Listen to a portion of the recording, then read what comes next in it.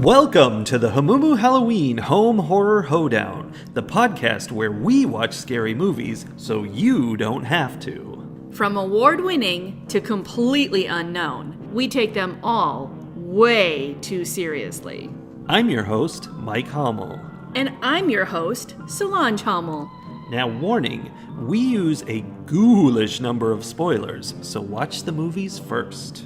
Second warning, we don't know anything about anything, so don't take us seriously as we take these movies seriously. So, Lee, you and I have a long history with Stephen King. This is true. We have collected his books by the thousands. We have literally 2 entire bookshelves that we own. Not shelves, but bookshelves, meaning sets of shelves, yes, are devoted entirely to his books. Yes. And that started pre-us. Like, you had a relationship with Stephen King books, and I had a relationship with Stephen King books. And then when we came together, we had to... We were a throuple. It's not many people who could say they're in a throuple with Stephen King. No, when we came together, we had to, like, merge our collections and see where the overlap was, and we still have gaps that we're trying to fix. But yes, and we had some doubles that we got rid of. Yes. There are few enough gaps now that when I try to buy a Stephen King book, I literally cannot remember whether I have it or not. It is a problem. And I have to take a picture of those said 2 bookshelves so that when I'm at the bookstore and I'm like, ooh, I don't think I have this one, I can look at the picture and like see if it's already on there. Well, one that I'm pretty sure we have. We do. Is called Pet Sematary. It is. And that has been made into a movie multiple times. Multiple. And we watched the 2019 version of it last night. We sure did. How long has it been since you read the book, It Pet has Sematary? been long and long. I think I probably read it twice, and the last time was probably 15 to 20 years ago. So, not recent. I would say I probably only read it once because... I mean, it's about kids and animals dying. Like, it is. It wasn't something that I was like, I would like to delve back into that world. But I did read it once. I think probably when I was like in college, maybe even high school. Like, this is one I read a long time ago.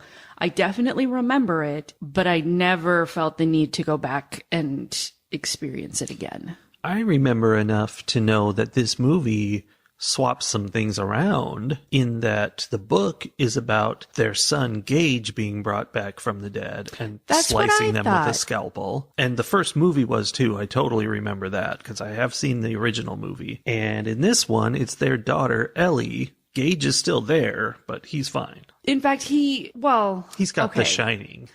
He does have the Shining, it seems. He is not fine though. I have concerns about him at that last little end scene. No, he is the one who knows what's going on. Like he is trying to save them, but the fact that he's like 2.5 years old hampers him somewhat. It does limit his options. That takes me into my one topic with this movie, which is that it wasn't quite what I expected, and I cannot remember if the book or the original movie did this. But in this movie, I mean, I think everybody knows what it's about. Put your pets in the pet cemetery and they come back from the dead. Or your wife, or your kids. You can put whatever you want in there. I mean, basically, you could put, like, expired chicken in there and it's good again. You could do whatever. Good again? Like ready to eat? Does it only go back dirty. A certain amount, or does it, like, go back to being a chicken? I don't actually know how it works. I definitely don't think Stephen King knew how it worked when he created it. And I don't think the people who made this movie knew how it worked, because there was no real explanation other than Indigenous American magic. Yeah, which they didn't delve into that. They just had the Wendigo is there and he makes this happen. Like, there wasn't like tribal information or anything. There was some where they were talking about how there was a tribe there and they left and they like created the deadfall so that people wouldn't go there, and like there was this whole thing. That, Beyond that, it was like the ground is sour. The ground is sour. That was their thing. But you would think this is a movie where everything's normal, everything's fine until the kid dies and they bring him back and now he's evil and killing people. Like, that's what you'd think the issue would be. But actually, from the beginning of the movie, well, I mean, maybe not the very beginning, but long before anybody's dead, even before their pets are dead, weird stuff is happening. And it's like this place where you go to bury people to bring them back is infecting everybody and messing with their heads. And sometimes I don't know if it helps them, but sometimes dead people, ghosts, try to help them.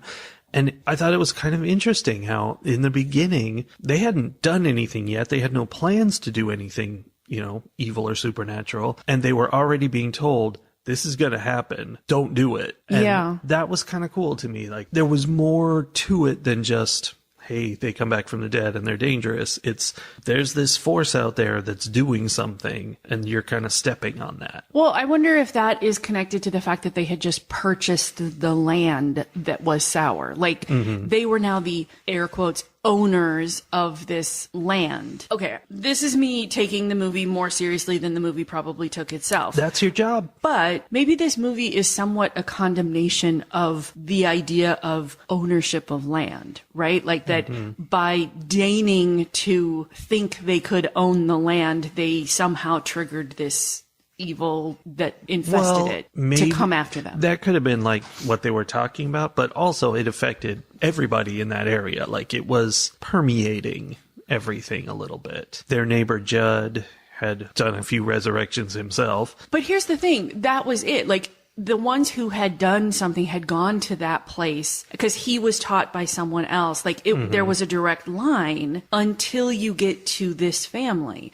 Because, like, the neighbor kids went to bury the dog. They buried them in the pet cemetery, not in the resurrection cemetery. Yeah. So, but that ritual of going to that pet cemetery, that developed in relation to this creepy, weird resurrection cemetery. Like, this is all together. The veil is thin in this area. Sure. And people are being tormented and pulled at by dark forces. Sure. I think that there's a difference, though, between the people who are like, there's some kind of lore involved with this area and we, bury our pets here because it's what we've done for hundreds of years. Yeah. And we don't really know why we wear the, paper mache animal masks and bang the drums and, do whatever. Because those kids didn't get compelled to climb the deadfall like Ellie did. So I don't know. I'm going to hold on to the idea that they tried to own the land and the land wasn't having it. But what about whoever had that house before? Do we know anything about them? We know they're not around. Yeah.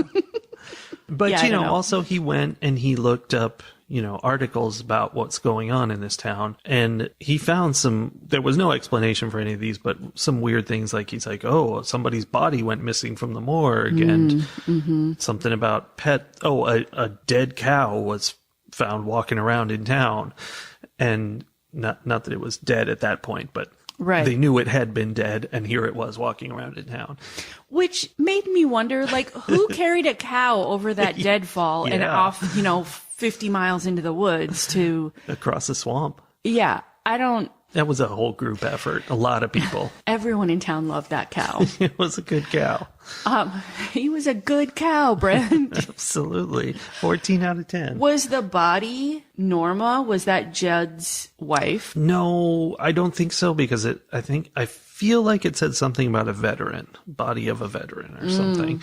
So I think that was just somebody else and we don't know anything about it. But it was just showing that this kind of stuff is going on.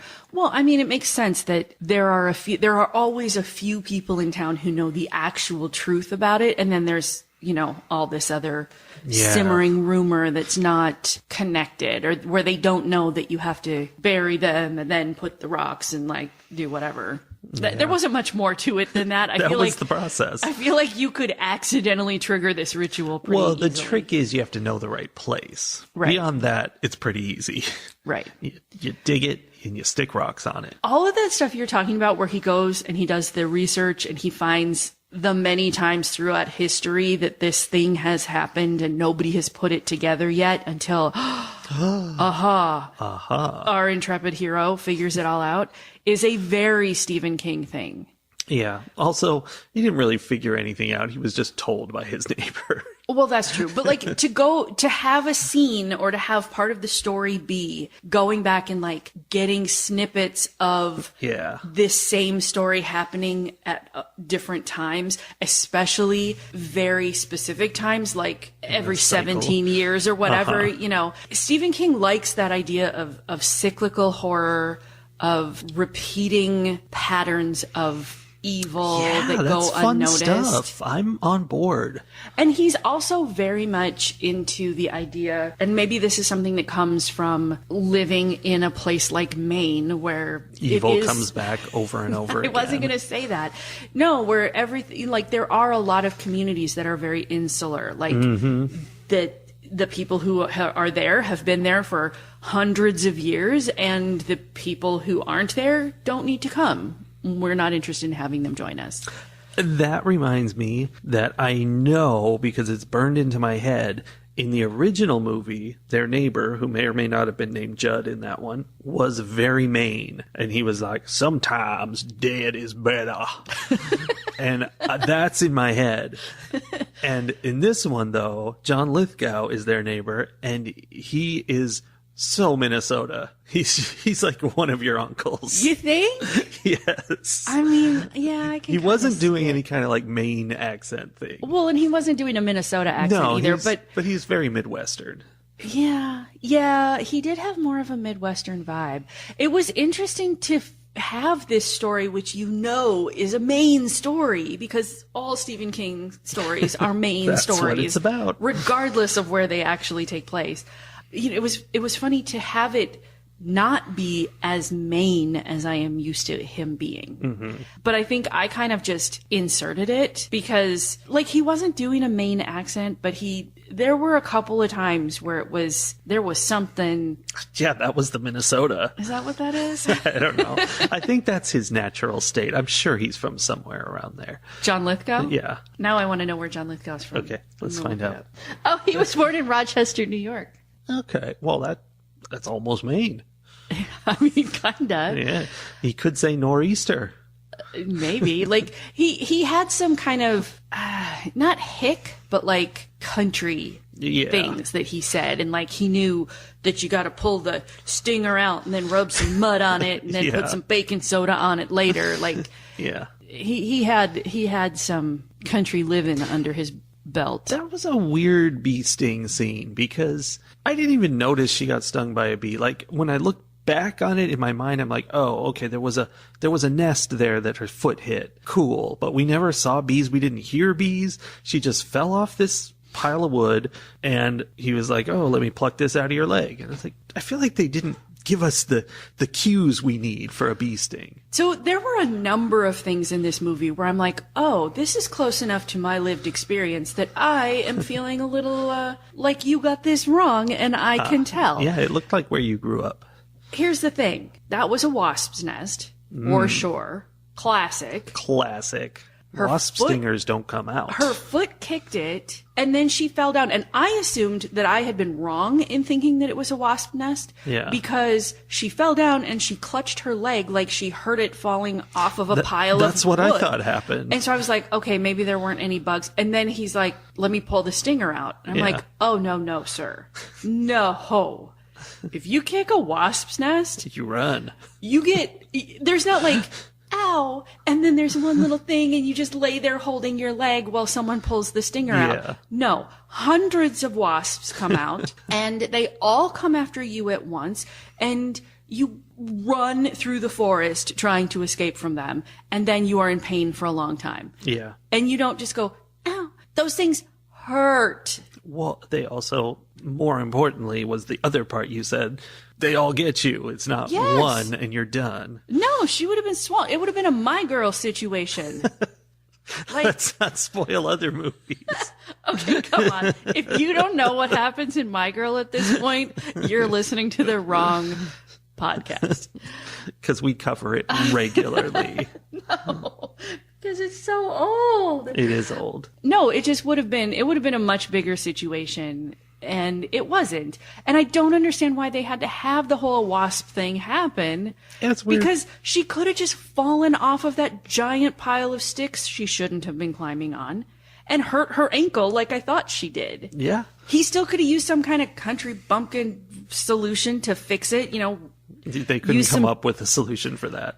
I mean, he could have like made a splint out of twigs and then yelled, "Make sure you put some ice on that when you get home," or some nonsense, you know? Yeah. I don't know. So that was one of the things that bothered me.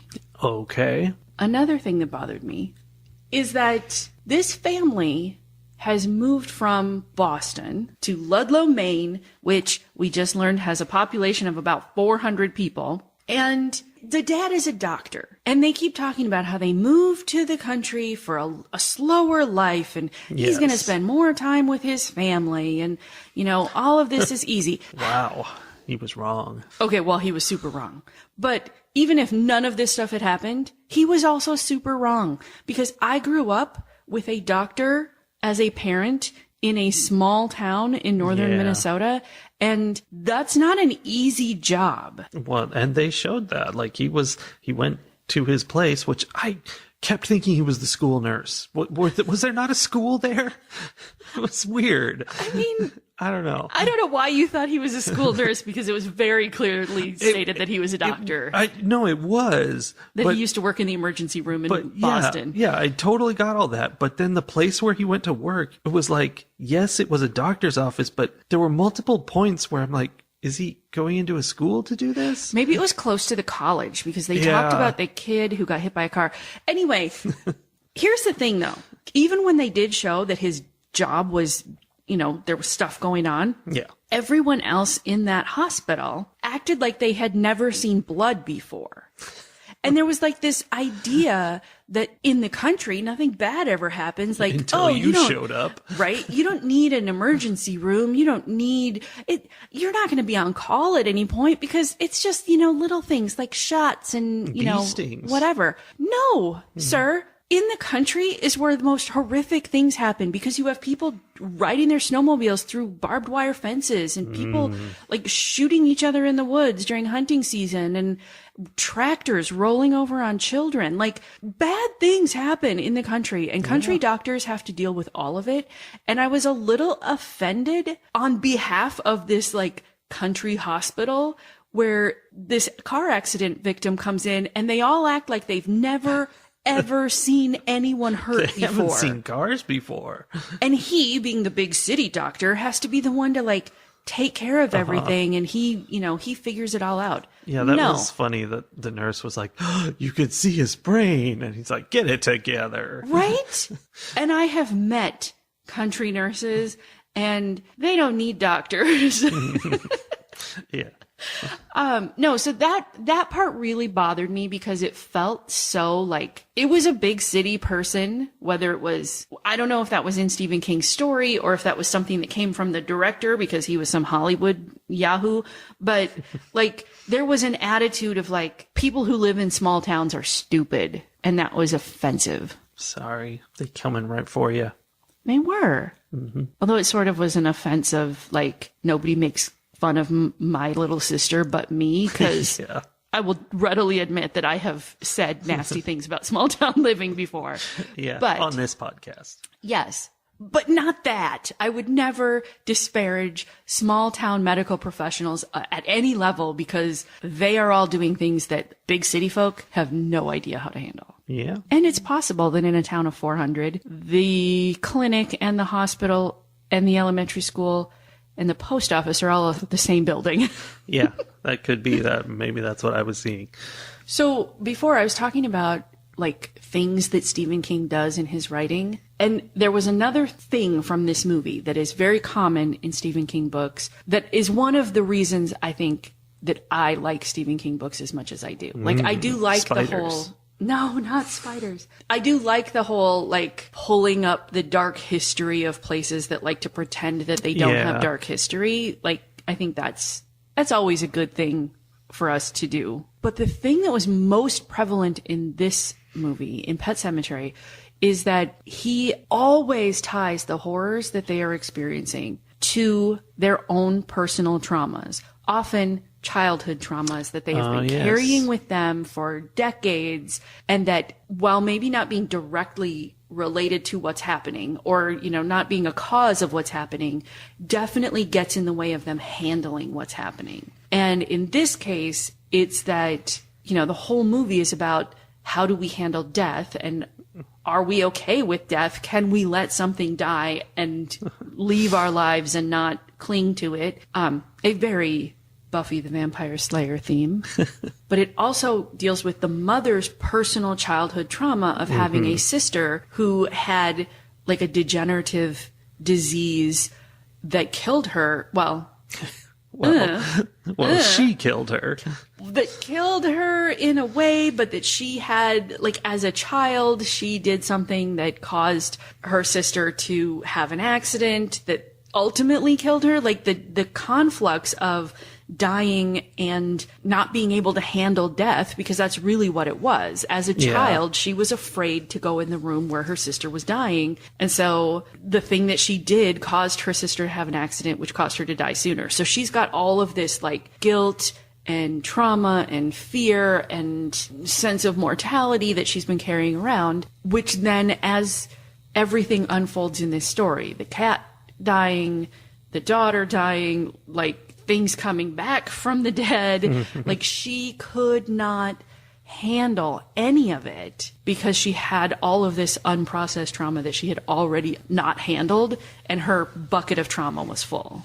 And that was another place where we go from, raising the dead is a problem because they attack you, to there's this bigger force at work because, or maybe it's just her trauma, because in the later half of the movie, she kept hearing her sister around and in the walls, and like things would rattle and stuff. And it was interesting. It felt like death was coming, trying to break through into our world or something. And the manifestation of guilt, because for her, it was her sister. And for him, for the doctor, it was this college kid who died in a car accident who kept appearing to him. Yeah, like that these manifestations of guilt around death were becoming real, were solidified in some way by this evil that was on their property.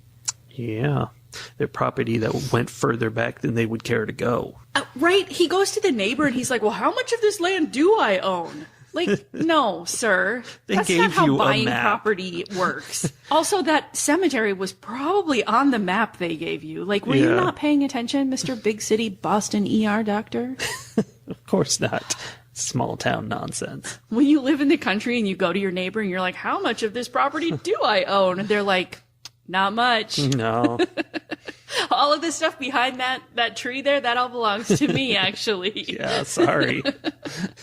Yeah, it was annoying to me how careless this whole family was about being out in the country. Yeah. The other kind of big idea that comes into this movie, though, is the idea of whether there is an afterlife. Yeah, they have a discussion. Right? Because the mom, with all of her trauma, deeply wants to believe that there is something good that happens after you die. Deeply wants to believe this. And the dad, I don't know, maybe his science background or whatever, he's just like, nope, there's nothing that's after. Like, we are just living beings and then we're not. And it's fun. Their cat dies and Ellie's asking them about this stuff because of that. And the mom's doing the whole religious angle. The dad is rolling his eyes at that. And he starts doing the whole science angle and she starts rolling her eyes at that. Right. And they're all doing it in front of their 9-year-old daughter, definitely helping her process a lot as they have this argument. But then by the end of the movie, they're both proven wrong in the sense that there is something after and it is terrible. It's absolutely terrible. Which is not a comforting thought. Yeah, you really don't want to die.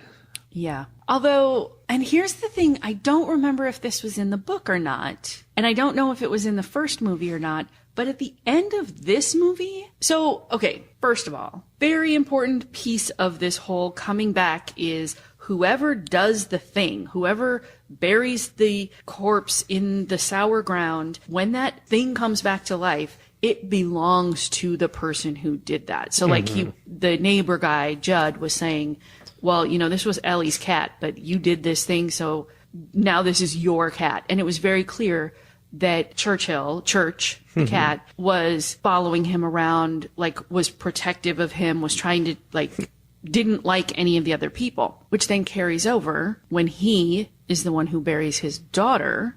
Yeah. And she comes back and she's like, I would like to get rid of all the other family members because I want him all to myself. Except, of course, then she also tried to murder him, but after all those other ones. Right. I mean, I think, so that's the part that I'm not sure was in the book, is by the end, so she kills her mother, drags her out into the woods, buries her so that she comes back, and now there's the two of them, and they get him and drag him out, and now there's the three of them, and the movie ends as they are walking up to the car that Gage is locked inside. Yeah, classic bad horror ending. Right? Like bad as in evil, negative, not poorly done. No, I thought it was a really good ending. Yeah. But also a very depressing ending because I'm like, oh, there's no way that this like 2.5-year-old, 3 at the most, there's no good ending for this kid. No, it was real bad for him. Like, yeah. And it's this idea that this is ballooning. Like, the forces of death have come to Earth now, and they're going to multiply and just wipe everybody out and make the world zombies. I didn't even go there. I was just like, oh, now the whole family is on the same side of the veil, I guess. Like, I didn't even think about the fact that they would probably go get other people. I mean, maybe not. Maybe they're just happy family. Yeah, maybe now they just live in their little house and they've got their dead mom cat. And dad and their dead sister and their dead brother and their dead cat, and everybody's happy. Yeah. I don't know. But I don't remember that part from before. I don't remember. I don't think that's how it ended. Trying to like recreate the family unit on this, the dark side of the deadfall. Yeah, I would say I definitely don't remember this, but what I think it is in the original movie, it's the trauma of he has to kill his son because his son, he raised him from the dead and he's going around murdering people, so he actually has to kill him, and that's deeply traumatic and terrible, but it's not this. Which I feel like is a much more horrific horror ending. Like, this one was almost... Happy. Well, like I said, I almost was like, oh, they're all together now. Like, I don't know. I guess. The fact that it closed on them closing in on the little baby was pretty upsetting. It was dark, but there was like there was a little nugget of like, maybe it's just me. I don't know. You just love family unity. Yeah. But it was weird in a sense because it was clear that when Judd brought his wife back, like, it didn't talk about it, but it was made obvious that Judd had to take his wife out after the fact. And he had talked about like pets and whatever, that there were other instances where someone brought something back and then had to end that thing again. And so it was a little weird for that to not be the ending, right? Like, it felt like pulling a punch, I guess, is why I say it felt like a happier ending. Like, the movie didn't make him take responsibility for what he had done. Well, I mean, that's true, but he did have a brutal WWE fight with his daughter in the graveyard, which is, so, I mean, he definitely tried to kill her and then he just got run through, so that was that. By his wife, like... See, and that, it takes the original point of the book and like changes it to have the ending go the way it did. I think did. I think this is a definite change from the original story. Ratings.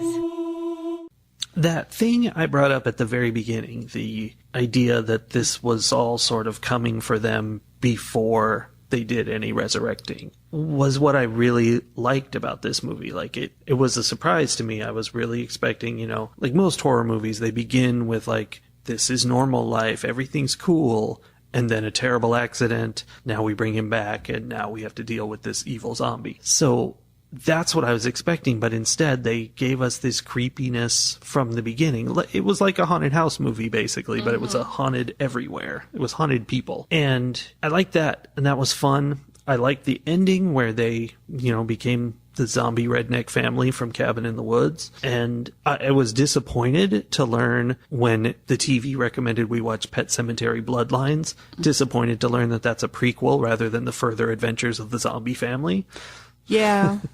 Yeah. Because it's called Bloodlines. Come on. But I really have few complaints. I didn't love it, but it was pretty good. And I thought it came up with some interesting ideas and changes to the original that actually did something new and interesting with it. So I will give this movie 4 bourbon and horse tranquilizers out of 5. Really? Yeah, pretty solid. Okay. I didn't dislike this movie for what it was. Like, it's fairly light for horror. It's a light little child murder. Right? Yeah. I think what I mean by that is the ratio of like dark to light was swung in the make this movie accessible to the average person side of things, as opposed to, because of the things that happen, it could have gone very dark and could have been the kind of horror movie that only determined horror aficionados want to watch. I don't think they would have done that with the Stephen King story, though. Which is kind of too bad. Yeah, you know? That might be interesting. I think... Get Rob Zombie to do a Stephen King story. This is what I'm saying. Because I think that Stephen King dives into some of the scariest things. And it's not the aliens and the killer clowns and, you know, like the things that people think are the horrors in his books. Those are the window dressings. The true horrors are the things that people do to each other. And in small Maine towns. Yes. And under the cover of small town, you know, Minnesota nice kind of things. Like, I think that there is a potential for anything that Stephen King writes, any of his stories, if you were to focus in on that piece of it instead of on the like supernatural pieces of it, they would be much darker, much heavier stories. Yeah. And I think maybe that's why I like the ones that I like. Not only do I like the ones that are really long because they take me longer to read, but, you know, the ones I go back to all the time are Needful Things. Needful Things about the human heart. The Stand. Like, the ones that are very much about the things people do to each other on large and small scales. So, I don't know. I think this was made very light. It could have been very dark. So for that, it was done well. Like, I didn't have complaints about any of the way this movie was made, but it didn't compel me. Like, I wasn't enthralled by it by any means. And as with any Stephen King movie, I would go read the book again before I would watch the movie again. Of course. But I mean, that's not necessarily an of course for all horror things, because sometimes there is something to, like, there's something added to having the visual, you know, the darkness, the gore, the whatever. Like, it adds to the scary. They don't do that with Stephen King books because they never make them right. There's something about Stephen King where it feels like, you know, since everybody knows who he is, he's part of our culture. He's an American icon, so you can't make niche products for Stephen King. They have to be mass market. Right. He's accessible horror in the book world. So if you make a movie, everyone thinks like, oh, everyone can go see this. Like, yeah.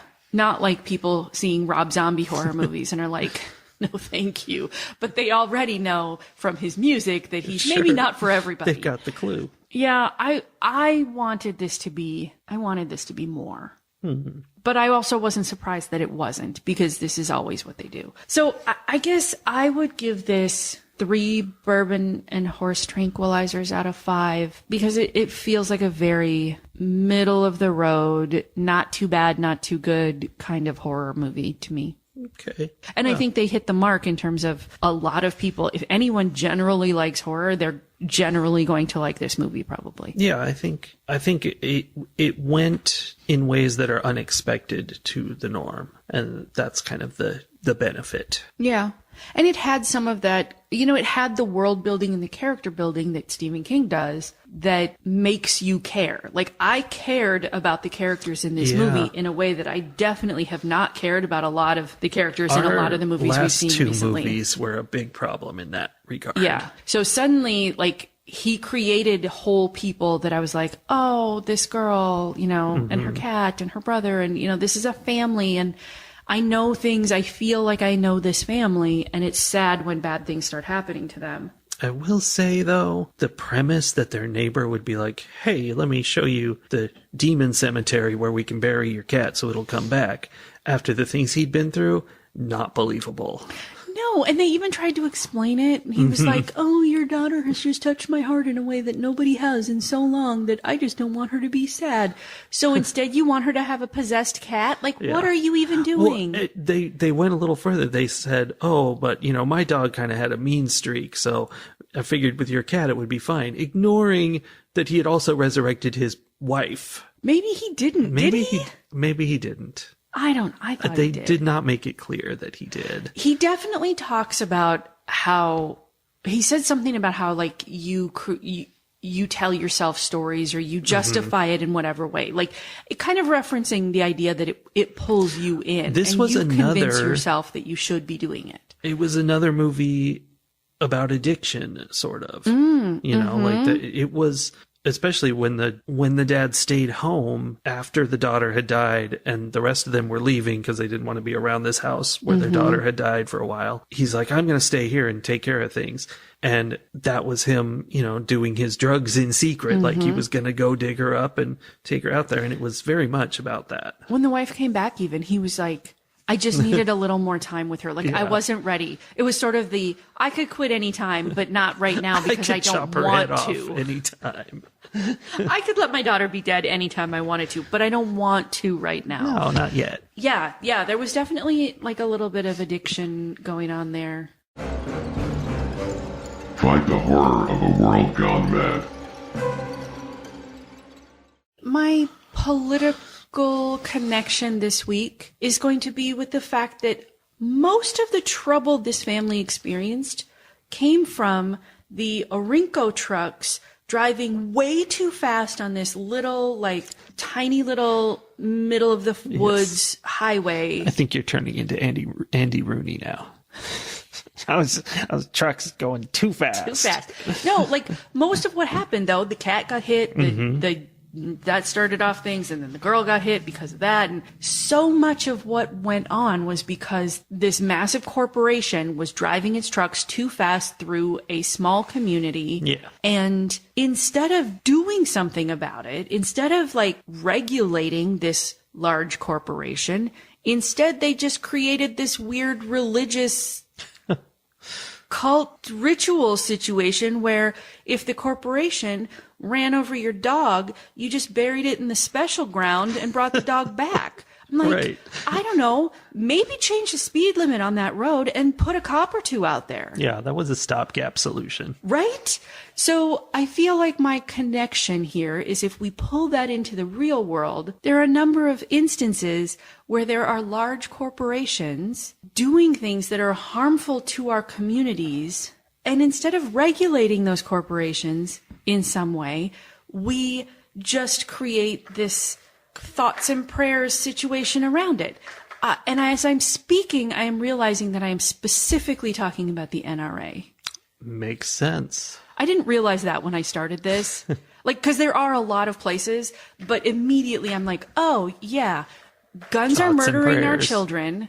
And because there are people who are getting rich off of it, we don't do anything about it. We're just like, oh. Well, and it's not that we don't do anything, it's that we do things, but they're so backwards and such a massive boondoggle. Like, just all this money going to making things more horrible, like, metal detectors in schools and locking all the doors and giving the teachers guns and insanity. I was actually listening to one of the Sunday episodes of Progress Texas, the Progress Texas podcast. As recommended on the Hamumu Halloween Home Horror Hoedown. And they were interviewing a candidate for Texas Senate who's running against Ted Cruz, Roland Gutierrez. He is currently a senator here in Texas, and he would like to be a senator at the U.S. level. And he was specifically talking, because one of the things that got him into running for this position is the fact that his district includes Uvalde, where, recently there was a horrific shooting at a school. And he was talking about the fact that there is more training required for educators and students on how to handle a mass shooting at a school than there is on the police and law enforcement who should handle if something like that happens at a school. Yeah. Like he literally said that the amount of training that happens is greater for educators and children than for the paid professionals. And that is a perfect example of the political situation I saw in this movie. Yeah. We're not going to Dystopia. we're not going to put a speed limit here. We're not going to, do anything to stop the trucks from running over our children. We'll just bring them back from the dead after they die. We'll just keep funding this swamp. Exactly. So, my political tip is Don't resurrect anybody. maybe listen to that Progress Texas interview of Roland Gutierrez. He is, in my mind, a very viable candidate for U.S. Senate representing Texas. And I would way rather have him voting on my behalf than our toad of a Senator, Ted Cruz. Yes. There is no one who likes Ted Cruz. No, Ted Cruz doesn't even like Ted Cruz. No. Which is part of the problem. Anyway, check him out. And if you like what his stance is, which he has this interview, I'm only a little ways into it, and he's already talked about many of the top issues, and I liked everything he had to say. Check him out. And if you like what he has to say, consider voting for him if you're a Democrat in the primary coming up in March. And if you are not, Hey, in the he's general, not Ted Cruz. Exactly. Think about that. In the general election in November, you don't have to be a Democrat to vote in that one. Mm-hmm. Although it helps. It does help. All right. Well, we're going to get out of here and go see another scary movie. Ooh. We'll tell you all about it next week. Okay, bye. Bye.